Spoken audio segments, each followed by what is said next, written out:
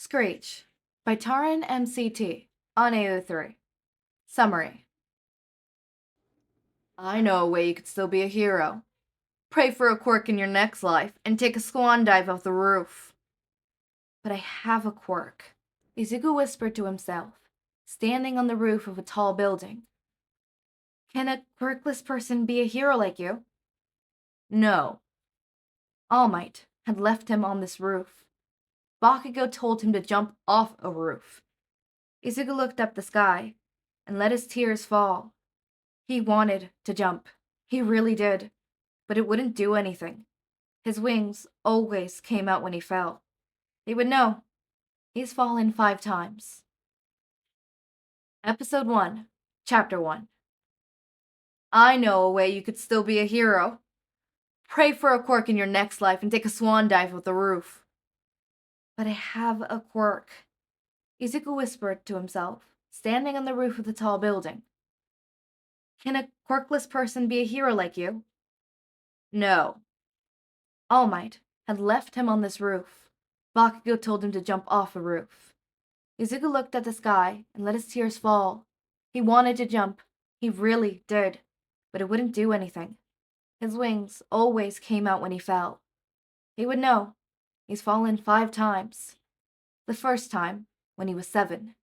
Bakugou had pushed him down a hill in the forest they used to play in, and Izuku had turned down into the river. He had to walk home, covered in cuts and bruises, with mud caked all over him. When his mom had seen him, she had been concerned, but then she noticed that there was something odd about his eyes. His pupils were a lot bigger than normal. Izuku had been excited at first. His quirk had come in. He wasn't quirkless at all. That was where the excitement ended, though. His quirk wasn't like his mother's. It wasn't like his father's either. It was like the man she had gone home with one night while her husband was on a business trip. Inko pushed her son out of the window, only to have him spout wings and glide safely to the ground. Once he had safely landed, the beautiful white and gray wings disappeared back to where they had come from, leaving not a mark to show they were ever there. The second time, 3 months later, was a lot like the first, only that time his father threw him off a bridge. That was the last time he'd seen his father. The third time was when Izuku was 10. He had a broken arm from his mother's beatings, and had burns all over his back from Bakugou's explosions, and Izuku just wanted the pain to end. He hadn't figured out how to make his wings come out on command, so maybe the first 2 times had been flukes. Spoiler, they weren't. He guided gently back to the ground. The 4th and 5th times were both more experiments than suicide attempts. He wanted to try to gain some control of his wings. He had managed to control the other aspects of his quirk to some extent, but those wings, the one part that was obvious, stubbornly refused to cooperate. At least until the 5th attempt. Looking down from the darkening sky, Izuku watched as the city lights all came on, and his eyes switched over from what he called day vision to night vision, and the world was as bright as if the sun was still up. You're a quirkless freak. Do you hear me? His mother's voice taunted him from his thoughts. I don't care about the truth. You tell everyone you're quirkless. Do you hear me? I love my quirk, Izuku muttered to himself as he extended his talons to admire them. They extended 3 inches from his fingers and were razor sharp. Izuku had been standing on the rooftop for hours now. It had been daytime when All Might had left him there, and now it was fully dark. At a noise to his left, Izuku looked over and let his keen hearing guide his eyes to where the dark-clothed hero with a long white scarf was making his way to where he was, no doubt trying to prevent him from jumping. He spread his wings and took off before the man got close enough to make out any details about him. Shouta paused when he saw the boy sprout wings and fly off, recognizing those wings, even if he didn't recognize the rest of the boy. Screech was a vigilante in the area with an owl quirk. The boy was able to move silently, not even a rustle of the feathers to give away his movements. And Shouta knew he could see perfectly in the dark and hear him from several rooftops away, as he just proved. Shouta had also seen the kind of damage the boy's claws, talons, could do. But the most powerful part of the boy's quirk came when he stopped being silent. He had a screech that could rival that of his husband's, present Mike. Looking at the boy's retreating figure in the sky, Shouta couldn't help but notice just how young the boy really looked. That looked like a middle schooler uniform, but it was too dark to make out any details about it. It could be from any other school in the city. Shouta pulled out his phone and placed the call to Detective Sokuichi Namayasa. Eraser, what can I do for you? The detective answered. I just spotted Screech. Shouta said. He's younger than we thought. Oh? Shouta could hear the detective grabbing a notebook. What makes you say that? He was in a middle school uniform. Couldn't tell which school, though. Looked like he was about to jump off a roof. But when he saw me, or heard me, more like, he just flew off instead. Tsukuichi went silent for a minute. You're telling me that Screech, the vigilante we've been looking after for 3 years, is a middle school kid? He was most likely in elementary school when he started. Shouta confirmed. I was really hoping he was just small. Both men were silent.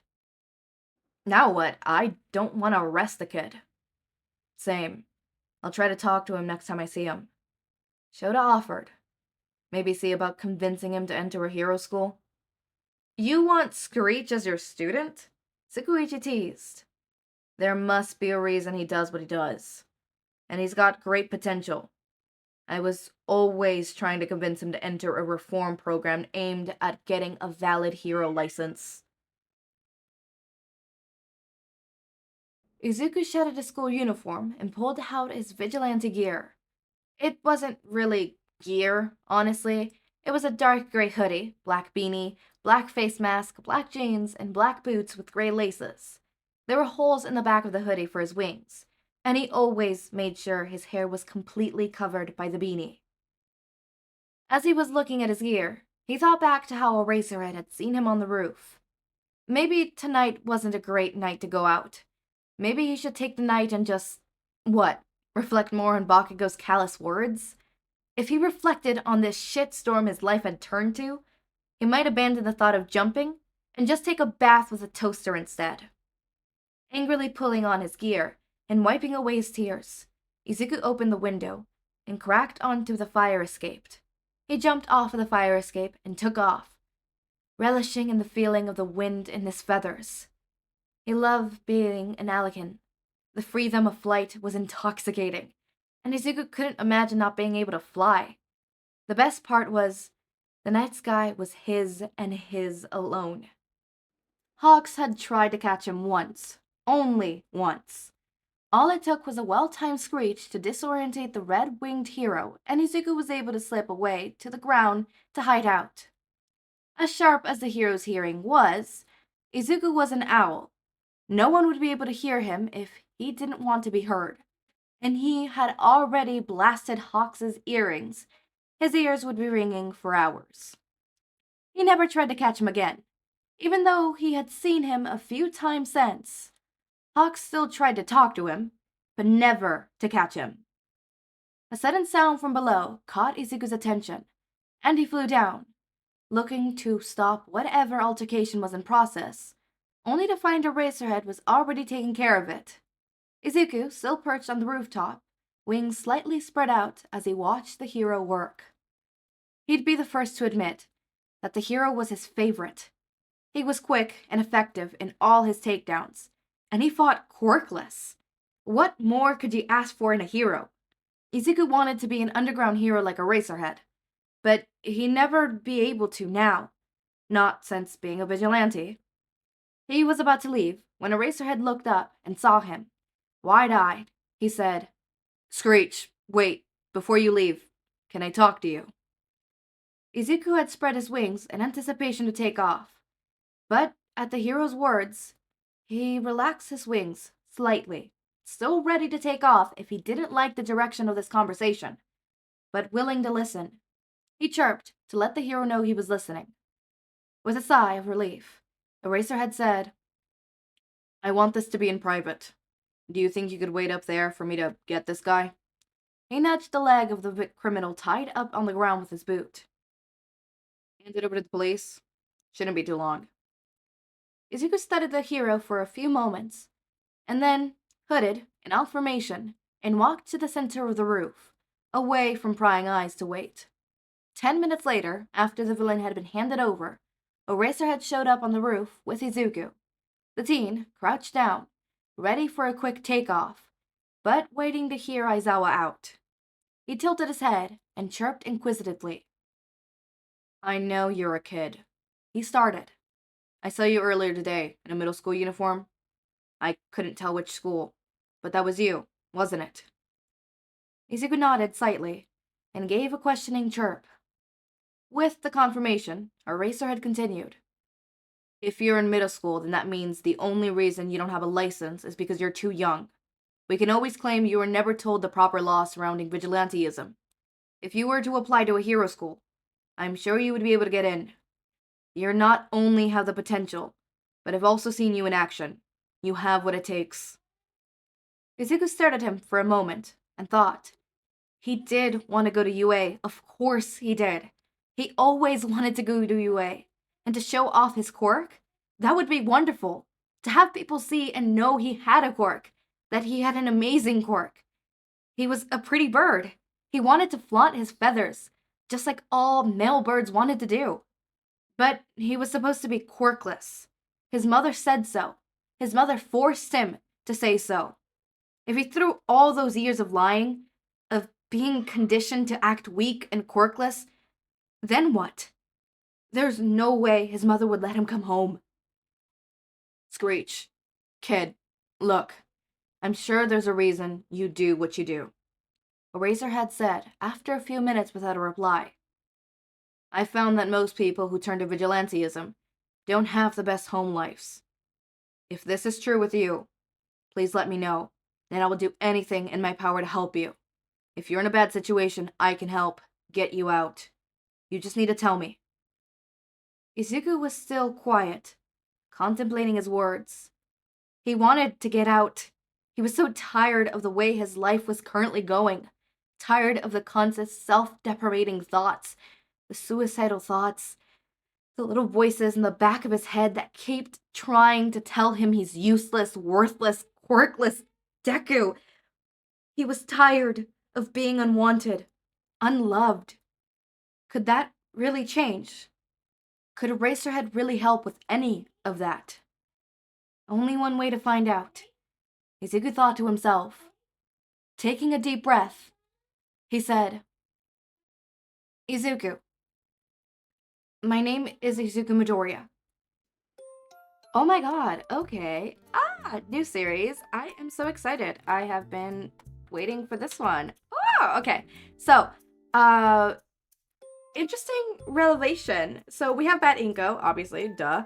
Obviously we have some interesting things, but I did not think we were gonna get Izuku getting into Aizawa's grasp so quick. I'm used to slow burn kind of things, but I'm not complaining. I love this.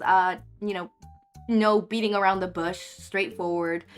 I thought this was gonna end up being a case of learned helplessness, but it didn't end up being a case of that. Small psychology corner. Learned helplessness is a theory/phenomenon that Sigmund, I believe was his name, found.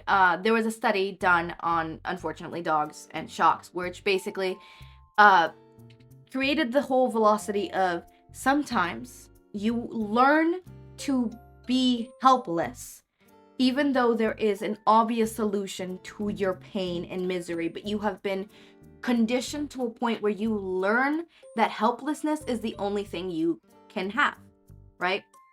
So, for example, in real life examples, think of women in abusive relationships, or anybody in abusive relationship, not just women. That's like the most common one, but anybody in abusive relationships, right? The reason why they stay is obviously learned helplessness, conditioning, love, a bunch of random factors, but also learned helplessness. They feel as though, what is the point? Nothing I do will help, so it's better to just take it, right? it happens in the experiment where they did an experiment on 3 set of dogs. 3 set of group of dogs. So it wasn't just 3 dogs, it was multiple dogs, right? And in each group, there was a control group where there was literally nothing happening to that group of dogs. There was the group of dogs that received a shock and could stop said shock by pressing a button. Then there was a group of dogs that couldn't do anything to stop that shock, which they then switched it up so that the shock can be stopped if they walked across the room. The group of dogs that had the button were most likely to attempt to stop the shock. They don't always succeed, but they attempted, right?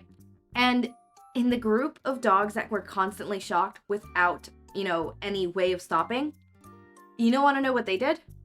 They laid down. They sat, they lay down, they just stood there, they just took it. They didn't try to stop it. That is learned helplessness. To not even try, even though a solution is right there.